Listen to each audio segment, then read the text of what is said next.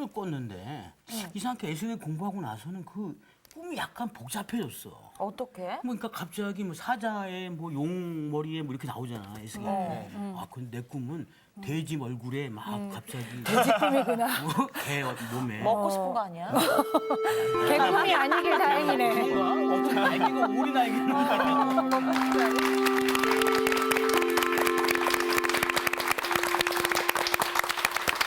자, 여러분들 반갑습니다. 안녕하세요. 한 주간 잘 지내시고 네. 내가 들어오기 전에 무슨 얘기했어요? 무슨 꿈 얘기 하는 것 같은데. 에스겔에 보면 뭐 이렇게 용의 얼굴에 사자 머리에 뭐 발톱에 뭐 이렇게 나오지 않습니까? 여러 네네. 가지의 그 네 가지의 동물들이요. 근데 제가 요새 꿈이 좀 이상하게 그 이상한 돼지도 나오고 막 오리도 나오고 그러네요. 하나인데 먹고 싶어서 그런 거 김상훈 아니냐고. 학생은 돼지 꿈 꾼모야죠. 아니, 아, 이거 하면 안 되죠? 개꿈을 꾼 모양이네요. 그런 거 근데 지금 같죠. 제가 우리가 나오면 돼지 꿈. 오늘 우리가 이제 꿈 얘기할 시간은 아니고 네. 아니 어찌 이럴 수가. 아. 예언자가 그냥 깜짝 놀랐어요. 깜짝. 그게 제목이에요. 그게 이제 제목이에요. 어찌 이럴 수가. 예. 그게 왜 그랬을까? 예언자가 성전에 갔는데 네. 하다 깜짝 놀란 거예요. 어. 에스겔 예언자는 예언자로 부름받기 전에 제사장이었다 그랬잖아요. 예. 네. 그 제사장으로서의 임무라고 하는 것은 하나님께 바른 제사를 드리는 건데 네. 아니 상상도 하지 못한 예. 그 어떤 일들이 성전에서 벌어진 것들을 이제 목격하게 된 거예요. 그 충격이라고 하는 것은 여러분들이 이제 우리가 오늘 에스겔서 8장을 공부하게 되겠는데 마치 드라마를 보는 것 같아요. 드라마 한 편 끝나면은 다음 편 예고해주고 또 한 편 끝나면 예고해주고 그러는데 그 예고의 강도가 점점 커지는 거예요. 그래서 그 한 편을 볼 때마다 에스겔이 그냥 가슴을 쓸어내리고 또 가슴을 쓸어내리고 그래서 이제 오늘 8장에서는 성전에서 행해진 네 종류의 우상 숭배를 목격하고 이제 기술한 그 같은 예언의 말씀입니다. 오늘의 말씀 장춘식 목사의 에스겔 9강 아니 어찌 이럴 수가.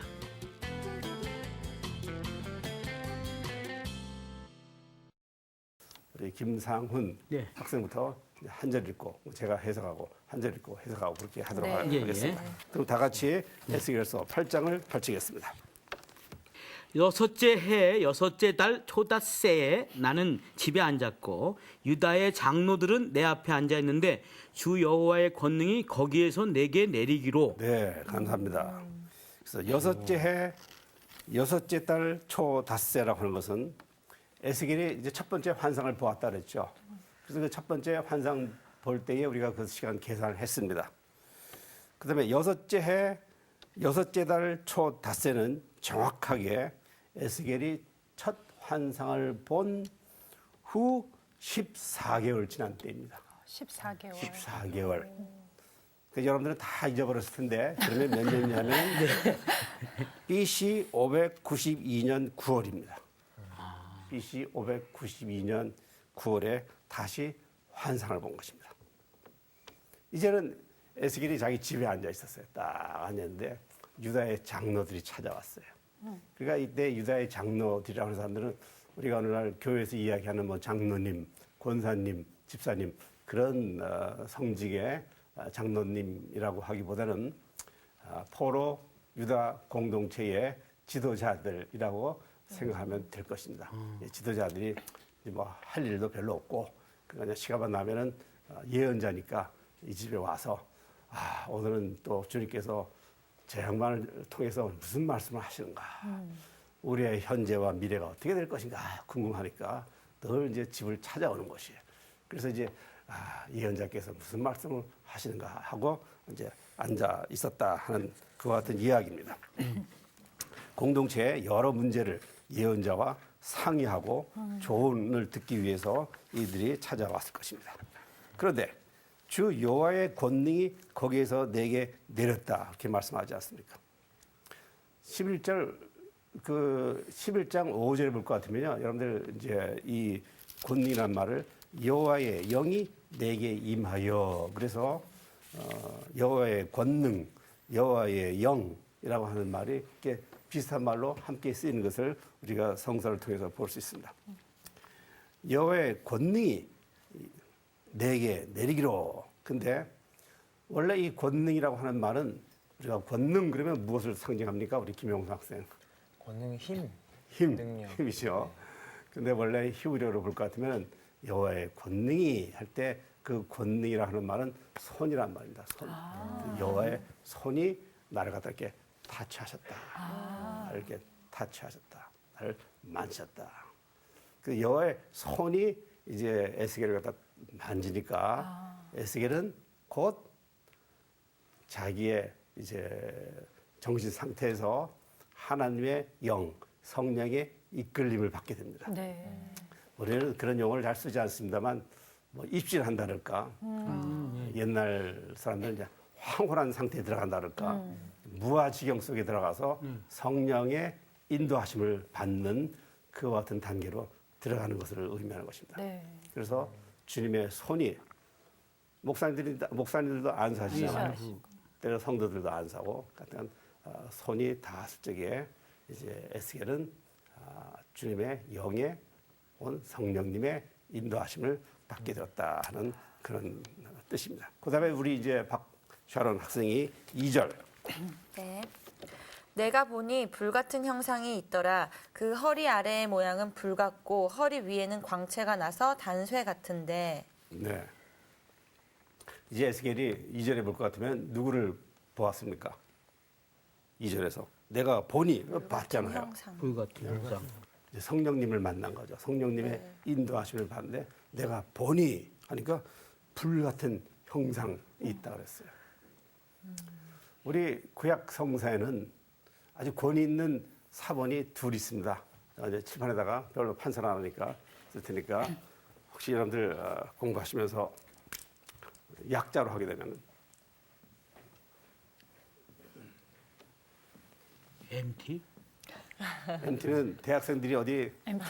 수련회를 간다. 아, 순간. 그런 MT가 아니라 마소레틱 텍스트 혹은 마소라 본문, 마소라. 그런 마소라 본문. 이 마소라 본문은 구약 성사가 히브리어로 기록되어 있는 것입니다. 원래 히브리어는 모음이 없다 그랬잖아요. 예. 자음으로 돼 있고 띄어쓰기도 없었어요. 그럼 자음도 없고 띄어쓰기도 없는 것을 어떻게 읽습니까? 그러니까 생기는 문제가 이제 그 어디서 띄어 읽느냐, 혹은 발음도 어느 발음이 더 정확하느냐. 그래서 실제로 오랜 동안 이것이 그런 상태로 내려오니까 발음도 제멋대로고 부족별로, 가문별로, 또 본문도 이렇게 띄어쓰고 아버지 가방에 들어 가신다는데 아버지께서인지 뭐 하여튼 이게 어디서 띄어 읽느냐에 따라서 이게 해석이 달라질 거 아니에요. 그래서 맞소라 학파가 이래서는 안 되겠다. 그래서 모음 부호도 만들었어요. 그래서 우리가 그걸 맞소라 모음 부호랍니다. 모음 부호를 만든 이유는 이제 발음을 할 때 이렇게 정확하게 발음을 해야 된다 하는 것이고 띄어쓰기도 정확하게 했습니다. 그래서 본문은 이것이 정확한 번역이다 하는 그런 아주 그 위대한 업적을 남긴 학파입니다. 어떤 그들이 만든 그 히브리어 그 성서 번역판의 하나를 우리가 히브리어로 읽게 된 것은 MT 마소라 본문. 이거는 50, 60, 70입니다. 그렇죠? 그래서 우리가 이것을 70인역, 70인역이라고 그러고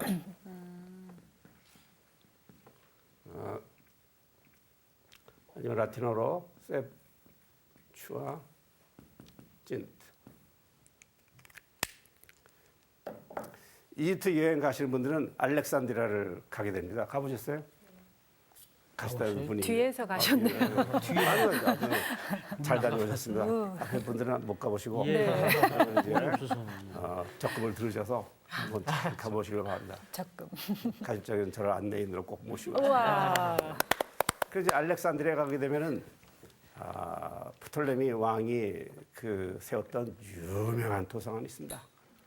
이 왕이 이제 도서관을 건축하고 세계에 있는 모든 아주 귀중한 도서들을 도서관에다가 이렇게 이제 그 비축을 해야 되겠다. 그래서 세계의 가장 귀중한 도서 가운데 하나가 무엇일까? 성경이다.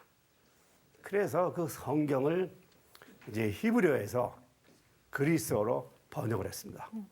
그 전세례기할 같으면은 이스라엘 부족에 12부족이 있으니까 6명씩 학자들을 차출해서 그냥 방에다 딱 집어넣어가지고 한날 1시에 시작해서 한날 1시에 딱 끝났다. 그것은 성령님의 인도하심이었다. 네. 그래서 성령님의 인도하심으로 이 번역이 되어졌다. 그래서 이런 두 명인데 그냥 저기 부르기 편하게 그냥 70명이 번역을 했다. 그래서 저렇게 해서 70인역이라고 그러는 것이에요. 그래서 마소라 본문은 히브리어, 그다음에 70인역은 히라보. 그런데 여러분들이 이제 놀래거나 말거나 내가 이제 이야기를 하려고 그러는데 이 두 번역본들이 네. 똑같지가 않아요. 네. 똑같지가 않고 그러니까 장수와 절수와 권수가 똑같지가 않아요. 틀리겠죠. 아니 틀리지. 아니 김상훈 놀래야 학생은 당연하게 틀리지 그러는데 별 놀라지도 않고. 왜냐하면 히브리어를 헬라로 바꾸니까 그게 말이 안 되는 우리 말도 그래도 영어로 해석 안 되는 게 있잖아요. 아니 근데 장수가 다르다라는 게 조금 이상하잖아요. 그렇죠. 네. 그것도 이상하네요. 박진희 학생이 좀 똑똑하네 더. 장수와 절수가 틀리다고 할 것 같으면 좀 이상한 거 아니에요. 네. 번역을 하려면 1장 1절, 1장 2절 이렇게 되는데 그게 틀리니까. 우리 개신교는 그 히브리어 본문을 선호하고 네. 가톨릭 천주교회는 그리스어 번역을 선호하고 성경의 권수도 틀려요. 네. 우리가 정경 그러면. 근데 이거 가지고 내가 길게 설명할 필요는 없고 어떻든 간에 오늘 이제 우리가 지금 2절 읽었잖아요. 네. 내가 왜 이 이야기를 했냐면 내가 보니 불같은 형상이 있더라. 불같은 형상을 봤다 그랬어요. 근데 이 불같은 형상을 보았다고 하는 번역은 저 히브리어 성경에서 오는 가적이에요. 근데 70인역은 불이 아니고 사람으로 번역을 했어요. 여러분들 에스겔서 1장 우리가 이미 다 공부한 건데 에스겔서 1장 26절입니다. 1장 26절을 한번 빨리 펼쳐보세요. 1장 26절. 누가 읽어보세요? 김용성 학생이 한번 읽어보세요. 네. 1장 26절. 그 머리 위에 있는 궁창 위에 보좌의 형상이 있는데 그 모양이 남보석 같고 그 보좌의 형상 위에 한 형상이 있어 사람의 모양 사람의 같다. 모양. 사람의 모양. 그래서 이 앞부분에서 우리가 사람의 모양 같다고 그랬어요. 네. 지금 이제 에스겔은 우리의 이 개역 개정판에 같으면은 불 같다고 그랬어요. 그래서 이제 불 같았는지 사람 같았는지 가지고 서로 이러쿵저러쿵 이야기할 수 있어요. 그것은 번역본의 차이예요. 물론 여러분들 히브리어를 공부 안 하시니까 히브리어의 약간의 차이 때문에 그렇습니다. 어쨌든 간에 그래서 우리말 번역도 틀려요. 여러분들이 가지고 우리가 읽는 성경 이 개역 개정판은 불 같은 형상이 있다고 이렇게 번역을 하고 있고 또 공동 번역이나 표준 새 번역은 불 대신에 사람으로 번역을 했어요. 그래서 내가 보니 사람의 형상이 보였는데 이렇게 표현하고 있어요. 발음이 비슷해요. 불은 애쉬, 사람은 이쉬. 그러니까 그냥 고의 차이예요. 애하고 이인데 그러나 이거 가지고 죽을 정도로 싸울 필요는 없어요. 봤어요. 네, 봤어요. 이 지금 본 것이 어떤 분의 모습이냐면은 하나님의 모습이에요. 네, 하나님의 모습이 불 같을 수도 있고 아니면 우리와 같은 사람의 모습일 수도 있고 네. 그 같은 그런 번역의 차이입니다. 그다음에 문제는 그 허리 아래의 모양은 이제 그 하나님의 모습을 보았는데 하나님의 모습이 어떠냐? 그 허리 아래의 모양은 불 같고 허리 위에는 광채가 나서 단 쇠 같다 그랬어요. 표준 새 번역 들어보십시오. 허리 밑으로는 모양이 불처럼 보이고 허리 위로는 환하게 빛나는 금부치의 광채처럼 보였다. 여러분들 그냥 상상만 해보시면 돼요. 이 하나님의 모습이 환하게 빛나는 그런 그냥 그 밝은 빛인데 이 밝은 빛을 우리의 그 상상력으로 얼마만큼 상상할 수 있을까? 이게 상상이 잘 안 돼요. 네.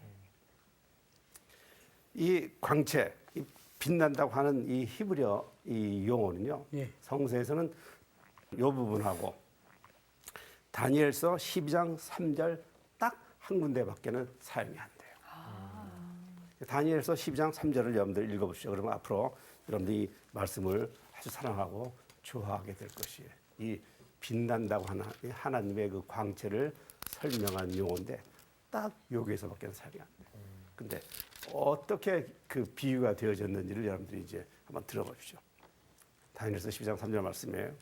지혜 있는 자는 궁창의 빛과 같이 빛날 것이요. 그 궁창이라는 것은 하늘 아니에요. 하늘. 하늘에 그냥 무별처럼 그냥 반짝반짝 빛날 것이요. 누가? 지혜 있는 지혜 있는 사람. 많은 사람을 옳은 대로 돌아오게 한 자는 그러니까 전도도 하고 주님의 길로 인도도 하고 한 많은 사람을 공의의 길로 인도한 사람들은 별과 같이 영원토록 빛나리라. 이것이 이 빛나리라. 그러니까 이 빛난다는 것은 하늘의 별처럼 빛난다고 하는 그런 의미예요. 네. 하나님의 모습을 그렇게 인간의 이성으로서는 상상이 되지 않을 정도로. 그래서 그냥 이런 용어 하나로 표현을 했어요. 네. 어쨌든 보았습니다. 그 다음에 우리 김영성 학생이 이제 3절. 그가 손 같은 것을 펴서 내 머리털 한 모순을 잡으며 주의 영이 나를 들어 천지 사이로 올리시고 하나님의 환상 가운데에 나를 이끌어 예루살렘으로 가서 안뜰로 들어가는 북향한 문에 이르시니 거기에는 질투의 우상 곧 질투를 일어나게 하는 우상의 자리가 있는지라 네. 있는 곳이라. 그래서 이제 하나님께서 이제 손을 펼치셔서 그냥 앞머리 머리끄댕이. 끄댕이. 머리가 있어 오늘 하여튼 상상을 해보세요. 이제 에스겔이 하나님께서 타치를 하셨어요. 네. 그 성령의 인도하시면 이제 박기 시작했어요. 하나님께서 앞머리 탁 잡아가지고 휙 하니까 에스겔이 붕 떠가지고 환상 중에. 그리고 그가 하나님의 영이 이끄는 대로 어디로 갔어요? 이끄시는 대로? 예루살렘 안뜰로 성전으로 들어갔어요. 예루살렘 성전에 가서 이렇게 하나님께서 내려놓으신데 내려서 이렇게 앞을 보니까 북문, 성전에 북문이 보였어요. 그래서 에스겔은 이제 성전에 안뜰로 들어가는 그 북문에 이제 뭐랄까 성령께서 내려놓으셔서 거기에서 이제 하나님께서 보여주시는 것을 보게 되었어요. 성전은요 안뜰, 바깥뜰 그렇게 있었습니다. 바깥뜰이 있고 안뜰이 있고 안뜰은 바깥뜰보다 좀 높았어요. 바깥뜰은 이제 일반인들 들어오고 이 안뜰은 제사장들만 들어가는데. 자, 하나님께서 에스겔을 성전에 데려오셔서 오늘 우리가 이제 제목대로 아니 세상에 이럴 수가 말이야. 이제부터 네 가지를 보게 되는데 하나, 둘, 셋, 넷으로 갈수록 뒷부분으로 갈수록 이 충격이 더한 거예요. 그러면 5절부터 6절을 우리가 이제 공부하도록 하겠습니다. 박진희 학생이 읽어보도록 하겠습니다. 그가 내게 이르시되 인자야 이제 너는 눈을 들어 북쪽을 바라보라 하시기로 내가 눈을 들어 북쪽을 바라보니 제단문 어귀 북쪽에 그 질투의 우상이 있더라. 그가 또 내게 이르시되 인자야 이스라엘 족속이 행하는 일을 보느냐 그들이 여기에서 크게 가증한 일을 행하여 나로 내 성소를 멀리 떠나게 하느니라. 예. 너는 다시 다른 큰 가증한 일을 보리라 하시더라. 그 마지막 이제 가증한 일을 크게 가증한 일을 행하여서 하나님으로 하여금 성소를 떠나게 하죠. 네. 그다음에 너는 다시 다른 큰 큰 가증한 가증한 이것은 이제 예고편이에요. 네. 예고편. 5절을 다시 보겠습니다. 북쪽을 바라보니 그래서 에스겔이 성전 안뜰에서 이렇게 북쪽을 바라보니 북쪽에는 주로 왕궁이 있었어요. 왕궁이 있었고 그러니까 북쪽에 왕궁이 있으니까 왕도 성전을 드나들어야 되잖아요. 그러니까 왕은 북문을 통해서 성전에 이제 드나드는 거죠. 그리고 북문 또 제단으로 이어져 있기 때문에 제단에 바칠 제물도 북문을 통과를 했어요.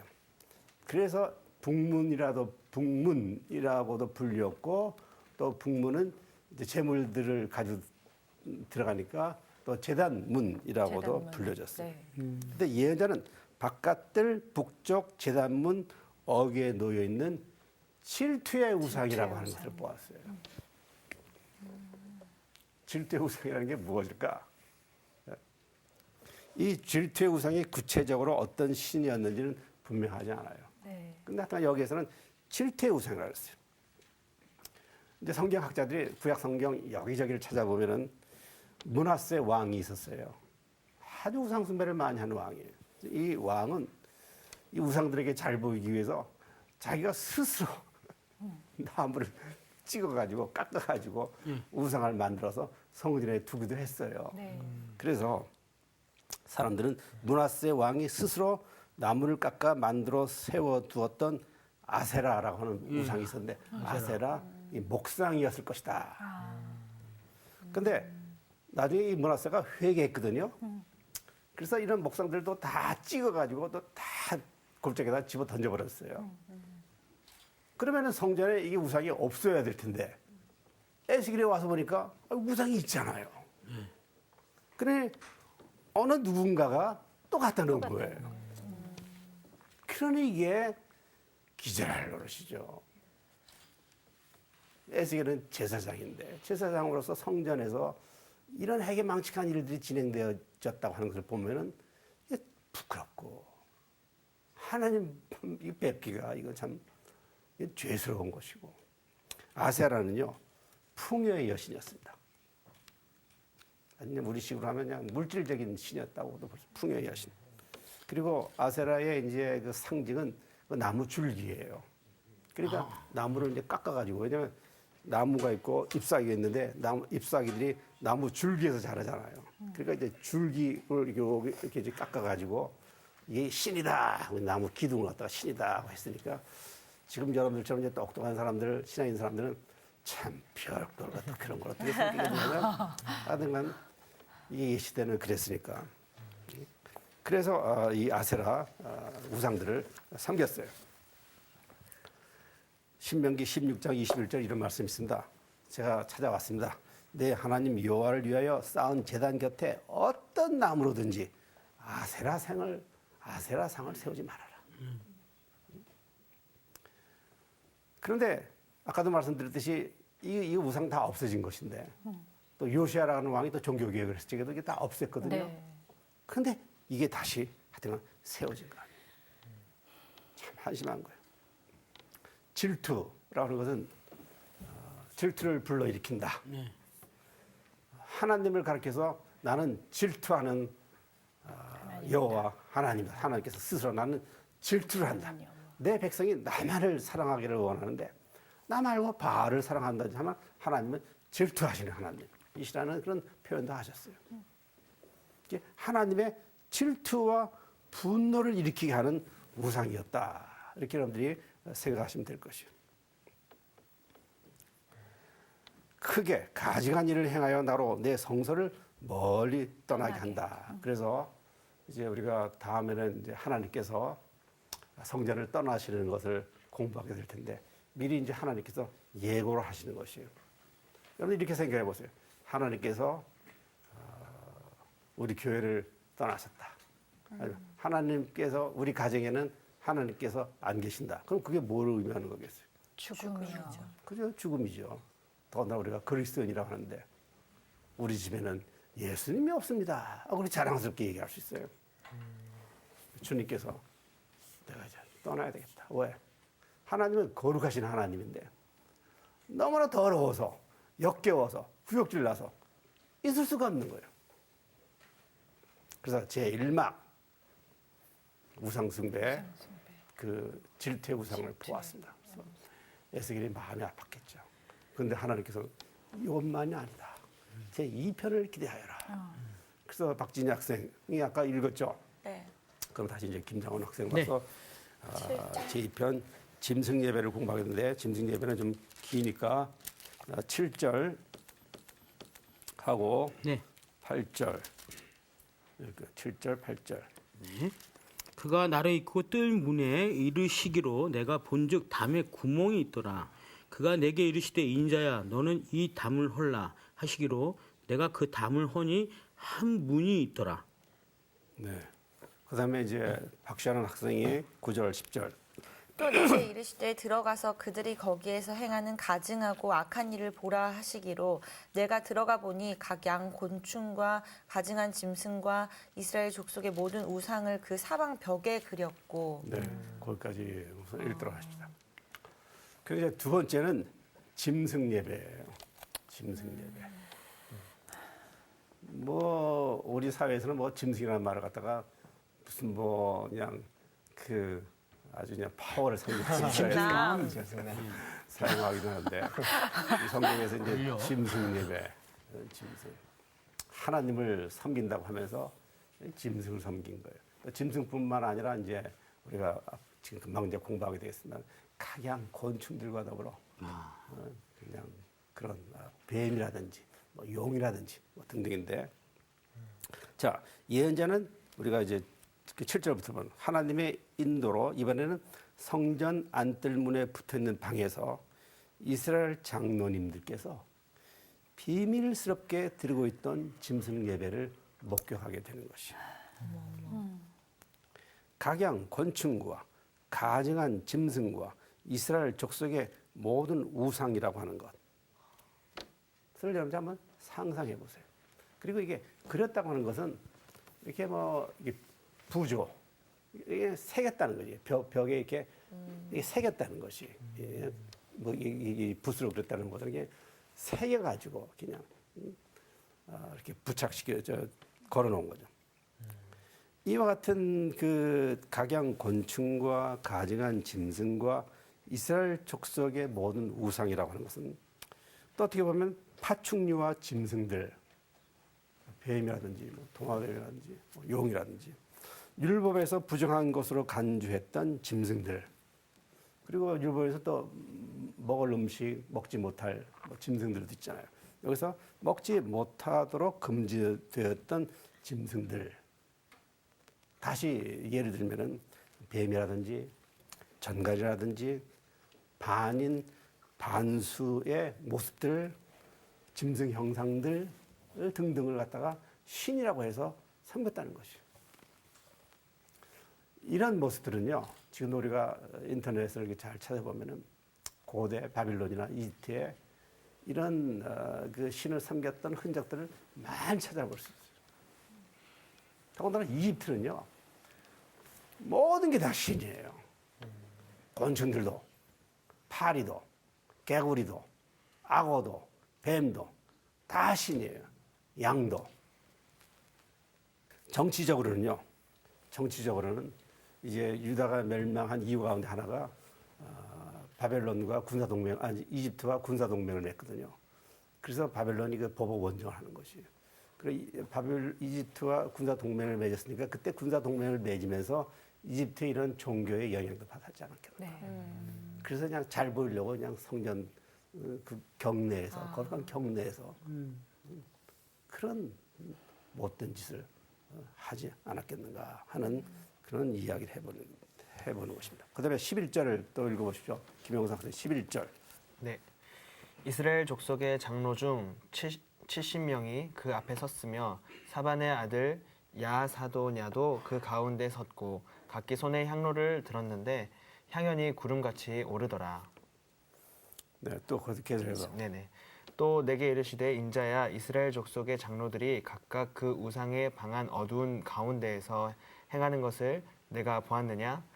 그들이 이르기를 여호와께서 우리를 보지 아니하시며 여호와께서 이 땅을 버리셨다 하느니라. 네. 이제 70명의 장로라고 하는 것은 작은 숫자가 아닙니다. 네. 더구나 이 지도자들이 말입니다. 성전에서 이런 일을 할 수 있겠다. 근데 여기는 아주 이름도 그 구체적으로 언급되었어요. 누구냐면 사반의 아들 야사냐도 그 가운데 있고 야사냐라고 하는 이름의 뜻은 여호와께서 들어주셨다. 얼마나 신앙적인 이름이에요. 그러니 그가 정말 신앙의 가문에서 태어났을 것이다 하고 그렇게 상상해 볼 수 있는 것이에요. 더군다나 사반이라고 하는 사람은 여러분이 나중에 또 교회 가셔서 집에 가셔서 사반이라고 하는 사람을 또 여러분 성경을 통해서 찾아보세요. 사반이라고 하는 사람은 요시야 왕이 종교 개혁을 단행했을 때 그 개혁에 참여했던 인물이었어요. 네. 그리고 그 사반의 세 아들 가운데 한 사람은 적어도 예레미야 예언자를 도와서 그 예언자 아주 가까운 사람이었어요. 그러니까 아주 의로운 집안에 하나님을 열심히 믿는 집안의 사람이었잖아요. 그리고 이름이 이렇게 야사냐도 그 가운데 있었더라고 하는 것은 야사냐 하면은 우리들은 그렇지만 그 당대 이 이름을 듣는 사람들은 그래? 아니 야사냐가 그렇게 있었어? 하고 그냥 경할 정도로 잘 알려진 인물, 네. 신앙의 인물. 네. 그런 사람도 우상 숭배를 비밀리에 하고 있었다. 그냥 그 향연이 구름같이 오르더라 하는 것은 저 뭡니까 분향이 얼마나 열심히 그냥 그 제사를 지내는지 그냥 분향이 그냥 까닥했는데 원래 이스라엘 예배는 원래는 이 분향을 쓰지 않았어요. 네. 이게 주전 7세기부터 쓰기 시작했는데 이게 분향 향연이 가득 구름같이 오르더라 하는 것은 이 우상 숭배의 그 모습이 말이야 얼마나 그렇게 그냥 절정에 달해 있어요. 그렇게 할 수 있었겠느냐 하는 그와 같은 의미를 우리에게 주어진 것입니다. 그리고 또 예고편이 있었어요. 자, 더 큰 가증한 일을 보게 되리라. 자, 그래서 우리가 빨리빨리 하기 위해서 14절, 15절을 읽어보도록 하겠습니다. 그다음. 네, 그가 또 나를 데리고 여호와의 전으로 들어가는 북문에 이르시기로 보니 거기에 여인들이 앉아 단무스를 위하여 애곡하더라. 그가 또 내게 이르시되 인자야 내가 그것을 보았느냐 너는 또 이보다 더 큰 가증한 일을 보리라 하시더라. 그래서 이제 세 번째 단무스를 위한 애곡. 단무스 들어보셨습니까? 저는 좀 생소한데요. 네, 생소하죠. 에스겔 여기서 나와요. 단무스. 단무스는 풍요의 신이에요. 네. 풍요의 신. 그래서 어떤 단무스는 메소포타미아 지역에서 숭배되어졌던 초목과 홍수를 관장하는 신이었어요. 매해 날이 뜨거워지면은 산천 초목이 시들시들해지고 강물이 마르잖아요. 그러면 사람들은 이제 신이 죽어서 저 지하세계로 가는구나. 그래서 슬퍼하면서 애곡하는 이제 신이 지하세계로 가는 것을 이제 그 의식화해가지고 에이고 하는 것이에요. 그러다 그다음 봄이 되면은 또 이 신이 돌아오는 거예요. 돌아오게 되면 또 이제 꽃이 피고 물이 흐르고. 그래서 이 농경 문화권에서 이렇게 봄, 여름, 가을, 겨울에 이런 자연적인 뭐랄까 돌아가는 것을 메소포타미아 지역이나 하여튼 많은 지역에서는 이것이 신이 이렇게 관장하기 때문에 그렇다. 그래서 먹고 사는 모든 것은 다 이 신한테 딸렸다. 그래서 특별히 신이 이제 지하세계로 내려갈 때는 애곡하는 그 같은 모습이 있었는데 이 단무스는요, 이 고대로부터 현대리까지 그냥 그 근동 지역에서 널리 유포되어졌던 그 같은 우상의 하나입니다. 예를 들어서 그 전통적으로 이 애곡 의식은 바벨로니아와 유대인들의 넷째 딸을 갖다가 여러분이 믿거나 말거나 단무스월이라고 그래요. 단무스월. 오직 단무스를 사랑하고 그게 목매이냐 매달렸으면 자기네 4월을 갖다가 단무스월 그랬어요. 단무스월. 태양력으로 이게 6월, 7월에 해당되는 거거든요. 그리고 이 단무스라고 하는 이 신은 이집트에서는 오시리스, 베니게에서는 아도니스, 이게 하여튼 중세까지도 이게 담무스가 우리의 삶을 관장한다고 생사회복 화복을 관장한다고 그렇게 믿고들 있었어요. 이 담무스를 위해서 여인들이 에이고 성전에 사고 있었으니 에스겔이 볼 때는 이야 이거 기가 찰 노릇이다. 그런데 이게 끝나지 않았어요. 예고편이 있었잖아요. 예. 네. 그래서 이제 마지막 예. 16절부터 18절. 예. 또 내가 이르시되 인자야 내가 보았느냐 유다 족속이 여기에서 행한 가증한 일을 적다 하겠느냐 그들이 그 땅을 폭행으로 채우고 또다시 내 노여움을 일으키며 심지어 나뭇가지를 그 코에 두었느니라. 그러므로 나도 분노로 갚아 불쌍히 여기지 아니하며 궁유를 베풀지도 아니하리니 그들이 큰 소리로 내 귀에 부르짖을지라도 내가 듣지 아니하리라. 네. 이 마지막은 이제 태양신 숭배입니다. 태양신. 네. 그들이 성전문 곧 현관과 제단 사이에서 여기에서는 하나님을 향하여서 제사장들이 하나님을 간구하는 장소거든요. 그 거룩한 장소에서 제사장들이 하나님을 바라보지도 않고 뒤돌아서서 하나님을 등지고 태양을 향하여서 기도하고 있었으니 가장 거룩한 지성소를 바라보는 그 경내에서 그런 회개망측한 짓을 하고 있었다. 그 마지막 부분에는 또 우리가 해석하기 어려운 그런 구절도 있습니다. 심지어 나뭇가지를 그 코에 두었느니라 그랬는데 이 번역이 그 어려워서 그 학자들이 여러 가지로 해석을 하는데 성경 번역을 같으면 다음과 같이 번역되어 있습니다. 표준 새 번역은 그들은 나뭇가지를 자기들의 코에 갖다 대는 이교 의식까지 서슴지 않고 행하였다. 그래서 이것은 코에다가 이렇게 콕 찔리는 것은 이교 의식이었다. 이렇게 그 표준 새 번역은 번역을 하고 있고 현대의 성경은 가장 불쾌한 방법으로 나를 모욕하고 있다. 이렇게도 번역하고 있습니다. 이 마지막 이 태양 숭배는 정말로 있어서는 안 될 장소에서 행해진 그런 우상 숭배였어요. 하나님에 대한 이건 완전 용서하지 못할 범죄 행위였다고 에스겔은 지금 고발하고 있는 것이죠. 그래서 결론을 내리면은 이스라엘은 자정 능력을 상실하고 말았어요. 하나님은 용서하시려고 예언자를 부르셔서 바스쿨의 사명을 주시고 말씀을 주시고 그런데 에스겔에 와서 보니까 이야 이거 어떻게 나 이게 어떻게 나 자정의 능력이 없어요. 해결의 방법이 없어요. 하나님께서 떠나시겠다 그리고 하나님께서 분명히 말씀하시는 것이요. 내가 심판하겠다. 이렇게 에스겔이 우상 숭배의 모습을 보았듯이 그런 우상의 모습을 가지고 있기도 하고 없기도 하지만 그러나 현대인들에게 있어서 가장 큰 문제는 물질, 그다음에 섹스, 그다음에 권력과 관계되어진 해괴망측한 일들이 그것도 그냥 개인적으로나 가정이 아니라 교회에서 주님의 이름으로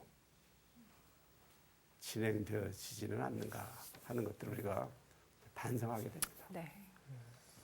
주님께서 아주 싫어하시는 것이라 그랬어요. 주님께서는 그와 같은 곳에 있으실 수가 없다는 것이에요. 네. 주님은 폭력을 행하시는 하나님이 아니에요. 사랑의 하나님이에요. 주님은 생명을 주시는 하나님이시잖아요. 생명 주시기를 원하시는데 사람들은 생명을 바라지는 않고 자꾸만 물질을, 권력, 성적 만족, 뭐 대리만족 등등. 그래서 하나님으로부터 그냥 자꾸만 멀어지려 하는 것이. 그래서 하나님이 계신 거룩한 장소를 의도적으로 여기 오늘 에스겔이 고발한 사람들은 자기네들끼리는 아주 비밀스럽게 한다고 했어요.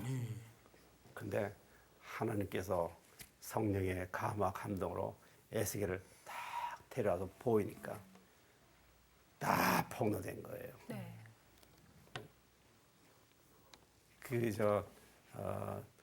짐승 예배하는 거는 자기들끼리 그냥 방에 큰 방에 그냥 숨어서 하는데 그 구멍을 파봐라 말이야. 구멍을 슉 파고 점점 파서 쑥 보니까 이야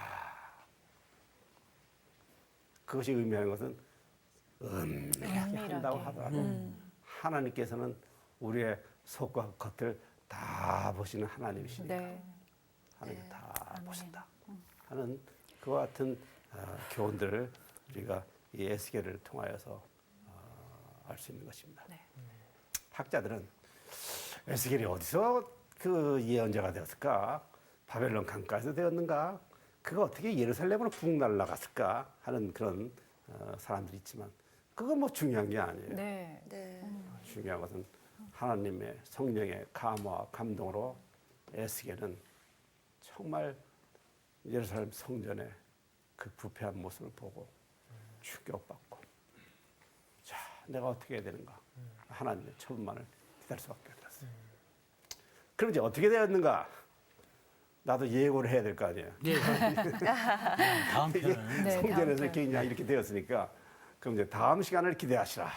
하나님께서 네. 어떻게 하실까? 그럼 다음 시간에 우리가 또 만나서 즐겁게 예. 공부하도록 하십니다. 네. 아, 예. 자, 감사합니다. 고맙습니다. 오늘 감사합니다.